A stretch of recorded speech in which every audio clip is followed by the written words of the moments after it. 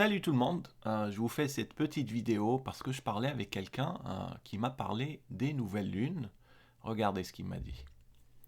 Il m'a dit, donc il m'a cité un verset coranique qui dit, il t'interroge sur les nouvelles lunes, dit, elles servent aux gens pour compter le temps et aussi pour le Hajj.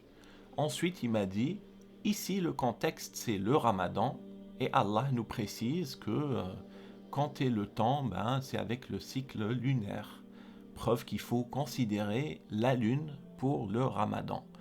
Donc cette personne voulait me contredire parce que j'ai fait une vidéo pour dire que Dieu nous a demandé d'utiliser le soleil et la lune pour le calcul du temps et que pour déterminer le mois de Ramadan, on devait considérer le soleil et la lune, donc un calendrier lunisolaire. Donc lui m'a contredit parce qu'il a trouvé ce verset qui dit les nouvelles lunes servent aux gens pour compter le temps.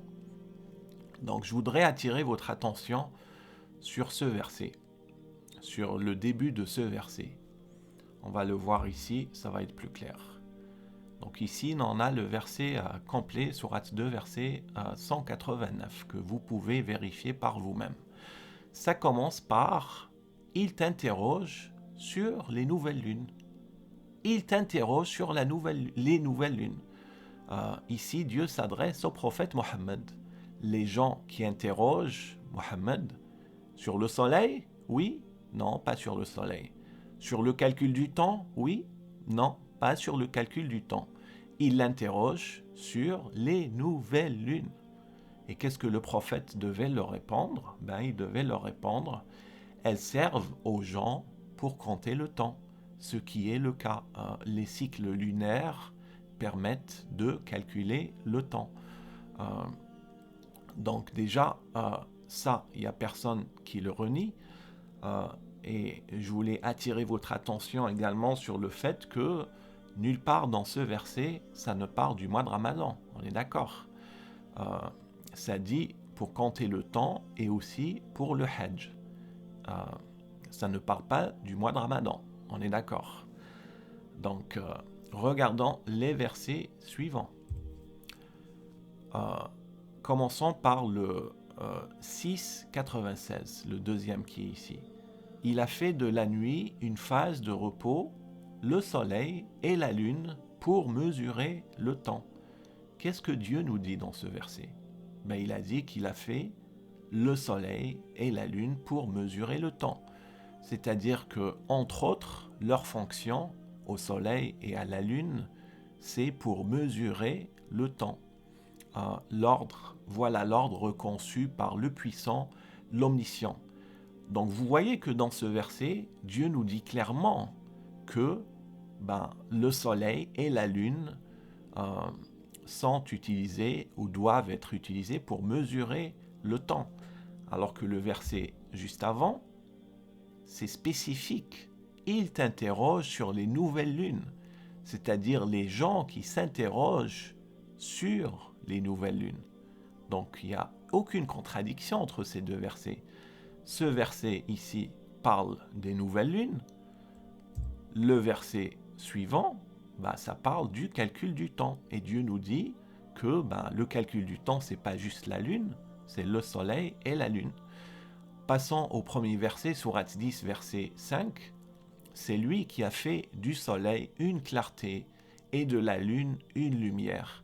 C'est pour ça que je disais que la fonction du soleil et de la lune, c'est pas juste pour calculer le temps, c'est également, le soleil c'est une clarté, vous voyez. Le jour, on a le jour grâce au soleil parce que on reçoit sa lumière, et pas juste sa lumière, c'est aussi... c'est-à-dire ça réchauffe la terre. Si on n'avait pas le soleil, on mourrait de froid sur terre. C'est ça qui réchauffe notre terre, qui nous donne de la chaleur. Et suite du verset, et il en a déterminé les phases afin que vous sachiez le nombre des années et le calcul du temps. Dieu a déterminé les phases de quoi? Les phases du soleil et les phases de la lune, afin qu'on sache le nombre des années et le calcul du temps. le nombre des années, c'est le soleil qui vous dit quelle année, le nombre des années. Parce que sans le soleil, vous ne pouvez pas calculer le nombre des années. Le nombre des années dépend des saisons.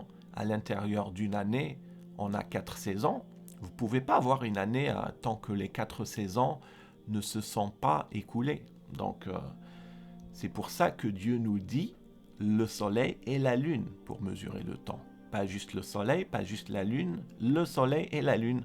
Donc faites attention à ne pas tomber dans le piège d'Iblis qui va vous faire dévier pour que vous ne voyez qu'un seul verset de Dieu comme celui-là, comme celui que cette personne a pris en référence en excluant les autres versets clairs et sans équivoque sur le fait qu'il faille utiliser le soleil et la lune. Et j'attire votre attention sur cet autre verset d'Allah, sourate 2, verset 85, qui dit « Croyez-vous donc en une partie du livre et rejetez-vous le reste ?»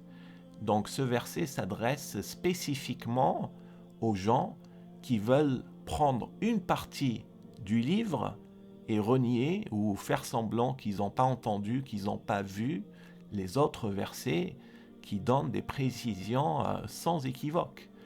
Donc vous pouvez pas prendre une partie du livre et rejeter le reste. Qu'est-ce que Dieu nous dit pour ceux qui font cela? Il nous dit, ceux d'entre vous qui agissent de la sorte ne méritent que l'ignominie dans cette vie, et au jour de la résurrection, ils seront refoulés au plus dur châtiment, et Allah n'est pas inattentif à ce que vous faites. Prêtez également bien attention à la fin de ce verset. Allah n'est pas inattentif à ce que vous faites. Donc si vous prenez un verset d'Allah et que vous dites ça concerne le mois de Ramadan, alors que Allah n'a pas parlé du tout du mois de Ramadan, il a parlé du Hajj, et qu'en plus de cela, vous reniez l'autre partie du livre où Dieu est sans équivoque, qui vous dit sans équivoque le soleil et la lune pour le calcul du temps, c'est-à-dire vous cherchez à tromper Allah, et personne ne peut tromper Allah. Et Dieu nous dit qu'il sait ce qu'on fait, il sait ce que vous faites, si vous faites cela.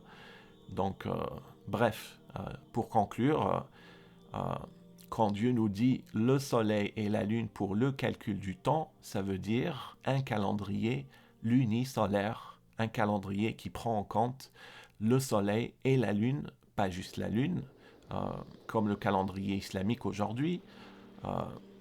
Donc voilà, bonne journée à tous.